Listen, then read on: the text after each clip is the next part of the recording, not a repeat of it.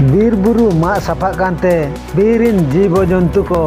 जम को बांको ᱧᱟᱢᱮᱜᱼᱟ ताहे लगी दारे नानी हो बानुआ आतु टोला सेन को हिजुक कना जमा पानते ओंका गे नेल दाड़े आबोन भोज दिसम रे मेना राजगुंजपुर ब्लॉक नौरगजा पंचायत रे मेना रोहड़गड़ा आतु दिकुते दो शुक्ला खड़ी मेनते को मेताआ नोआ आतु रेना पूर्व पश्चिम उत्तर नाखा रे बीर गे मेनाआ दिनम गे हाथी को हिजुक कना आर को हिरी तराया नोआ आतु रेना अंगनबाड़ी ओड़ा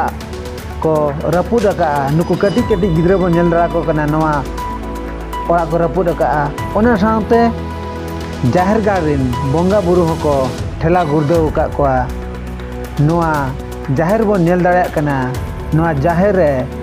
नुकु बोंगा बुरु जहा सादम मेना कोआ नुकु को ठेला गुर्दो का कोआ चेच को अड़िस कान चेच बांग दिनम गे नौका तक हिजू सनोआ नोआ दो डहार कान तकोआ हाथी कोआ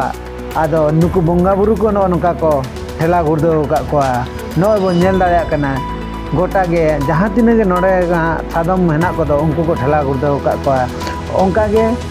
आरो बो नेल दाया आतु रे मायसा मुर्मुआ ओड़ा हाथी हेज काते पूरा पूरी को रपुद चवा का रपुद काते नो बो नेल दाया कना कांत को चेलका को रपुद का आर भितर रे बोलो काते चावले को जम का हुड़ू को दाग का टुकुज को नितो नुकु हर ताहन लगी आको ठाव गे बचुआना एनते रहो नुकु वन विभाग चेन हो पदक्षेप गे बाको हतावेआ आर नोरे जहां तिने नितो को चासबास का दो बद को रे ओना को अडजुर को नष्टोया नोआ को नेल काते सरकार बुगिया पदक्षेप हतावा लेनखान अडी नापाय मेनते आतु हर को लई होचो का।